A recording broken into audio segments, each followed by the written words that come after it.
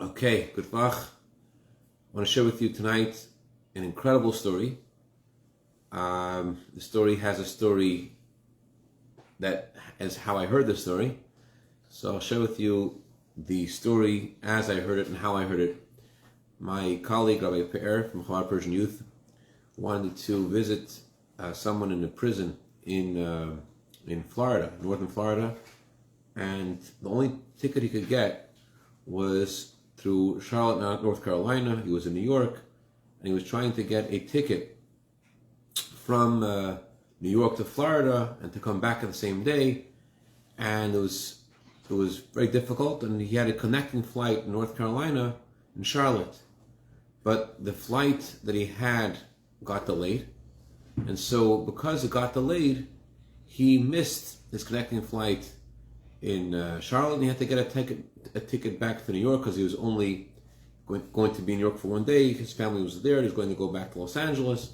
So basically, he felt like, he went to Charlotte for no reason. And so while he was in the airport waiting for his new flight now back to New York, he's learning his daily Torah, Shiurim, his Chumash, his Tehillim, his Tanya, his Rambam. And as he's going through his daily classes, this man walks by and he says, "Tell me, is there a place to buy kosher food here in Charlotte?" So Rabbi actually took with him a lot of food because he was planning to be on the road and drive as soon as he got to Miami, to drive to northern Florida, to go back. It was going to be a long, long trip. And therefore, he took a lot of food with him. But now that he wasn't going on this trip, he didn't eat all this food. He says, "I have food for you." So he gives this guy all this food, and this guy is so thankful. He didn't want to accept it at first, but Rabbi says, "Listen, I don't really need this. I'm really going back, and I don't have any use for it. And I could give all this to you, and I really, really have no use for it." So the man accepts the gift, and he rushes off to his gate. A little while later, he comes back. He said whatever reason the plane was delayed, and he has some more time.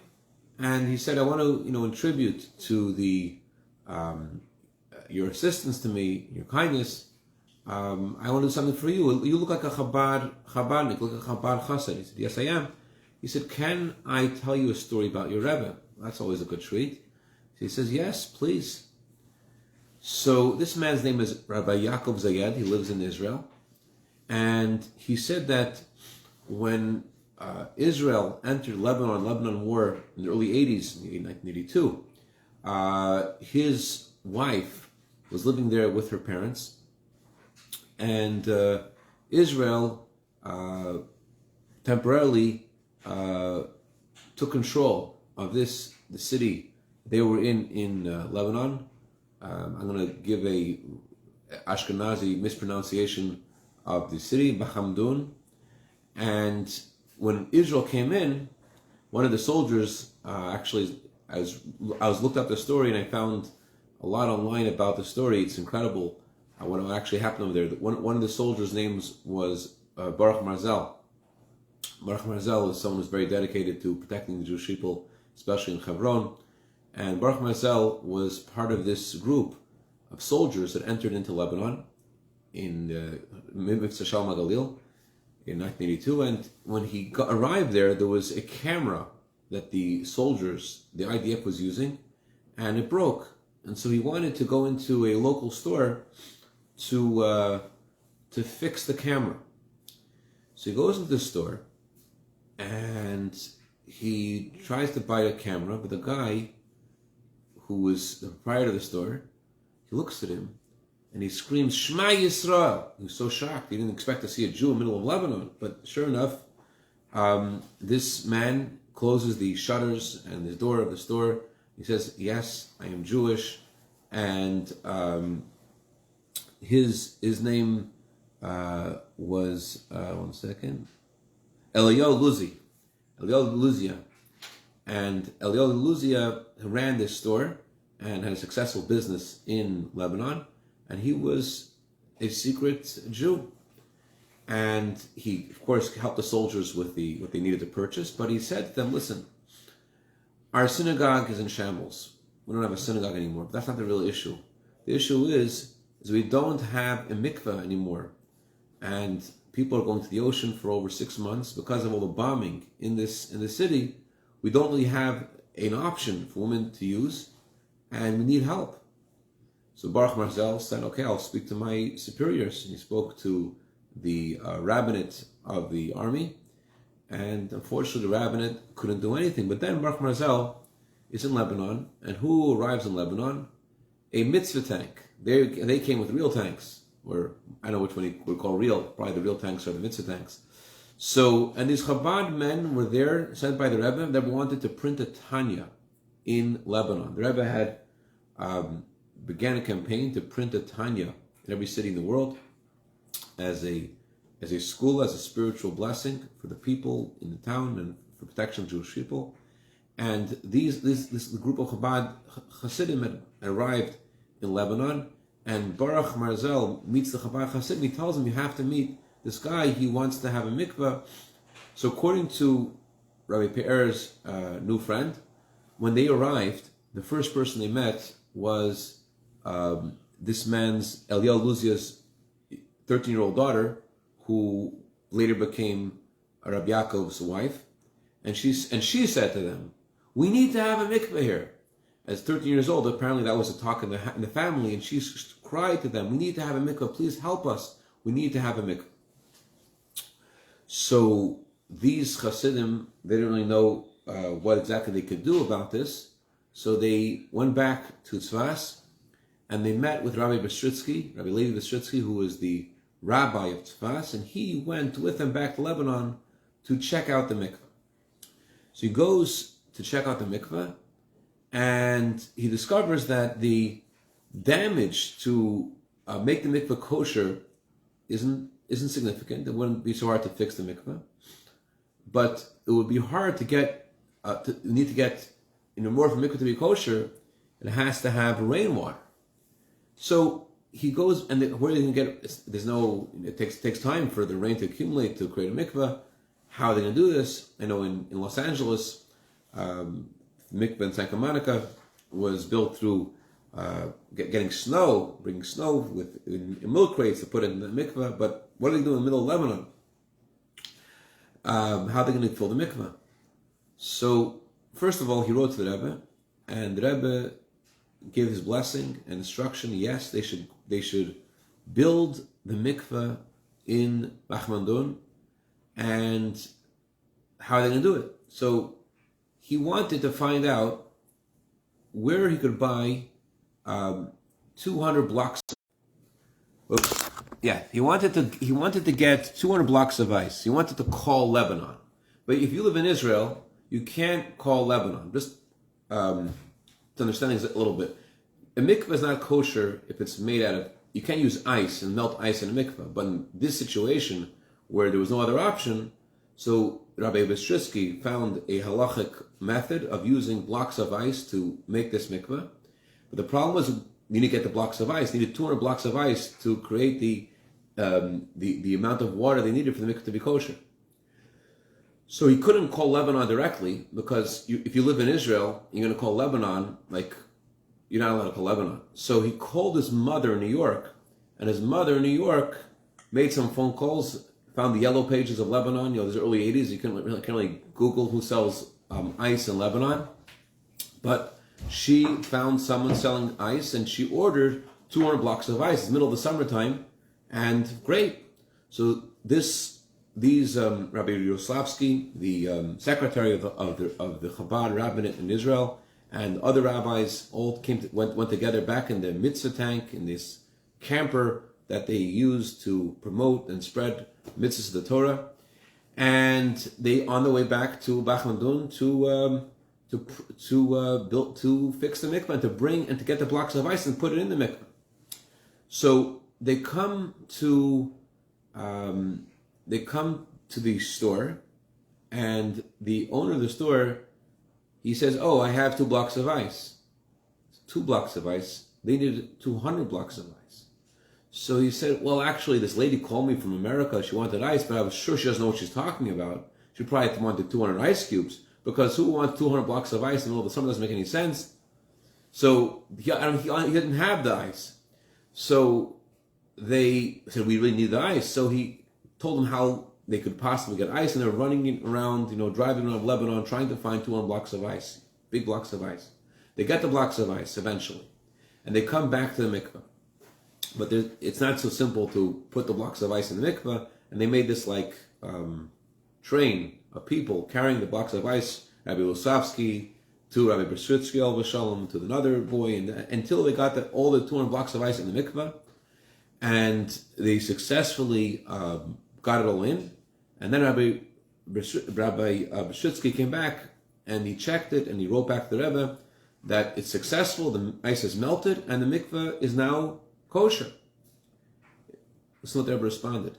The Rebbe responded, is there a heater for this mikvah?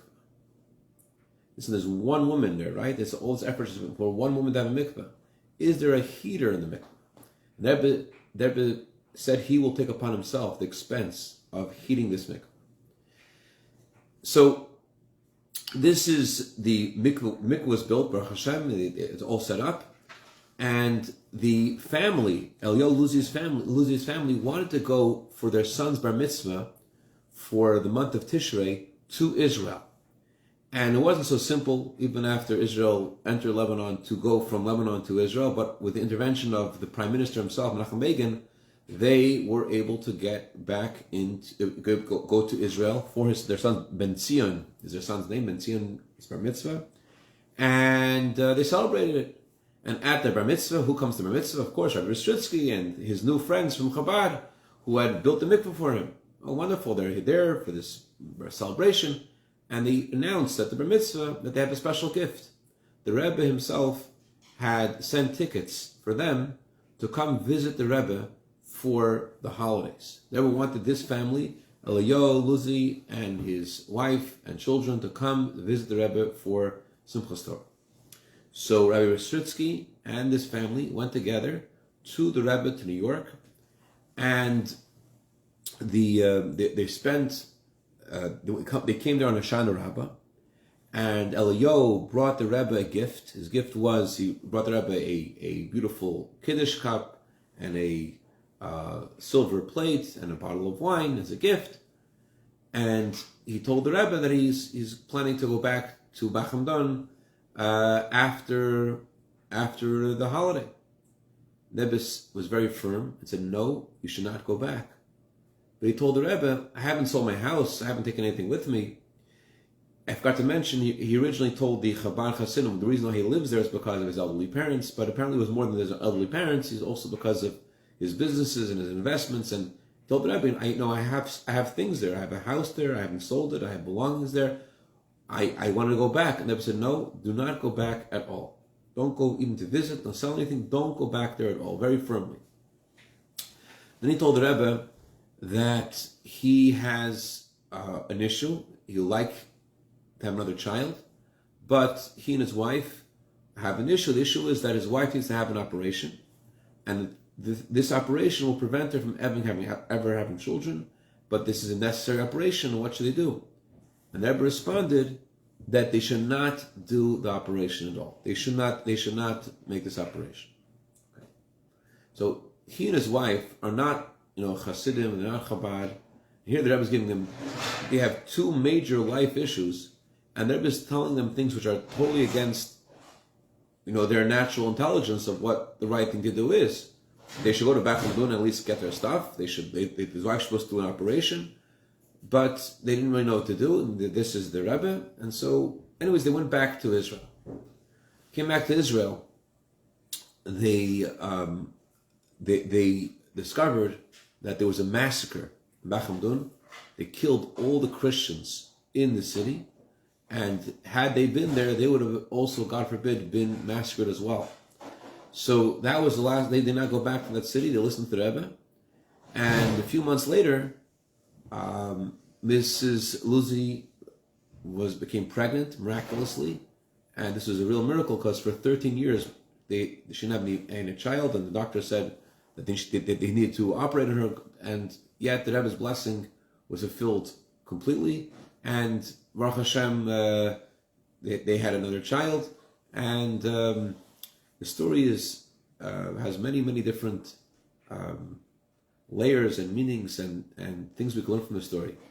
One incredible thing that hits right home to me is there's one woman who needs a mikvah, and the Rebbe says that all expenses should be, all resources should be invested to help this one woman to have one child. And even though they weren't even going to stay in the city, but it was a temporary thing. But it says in Tanya, chapter 25, a mitzvah is eternal. A mitzvah is forever. We do one mitzvah, it's not just one mitzvah for one moment. But the mitzvah, it says in Tanya, chapter 25, Yichud Zelle, the bond we have with God, doing a mitzvah, is something that is forever, lasts forever. And as everyone's explained, just like when a child gives a hug and a kiss to his parents cherish it.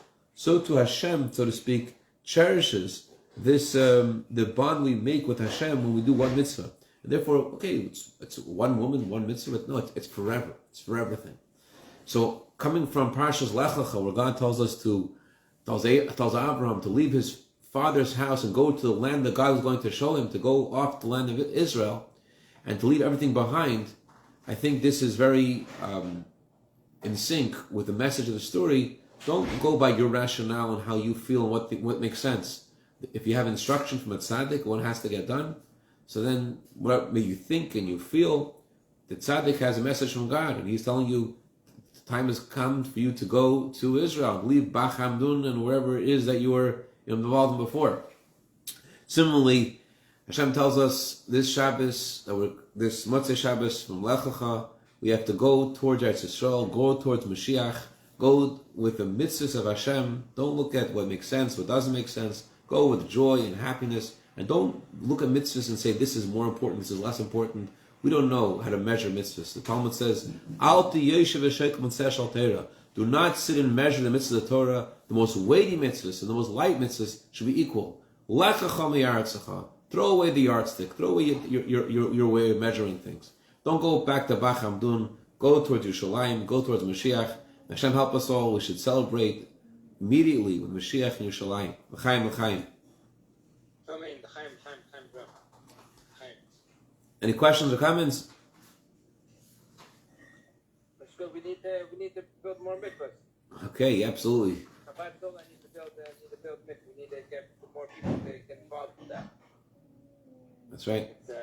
I know it's a Living Torah time. Living Torah is also about building mikvahs. All right. Good Tavach. Psuras Tevis.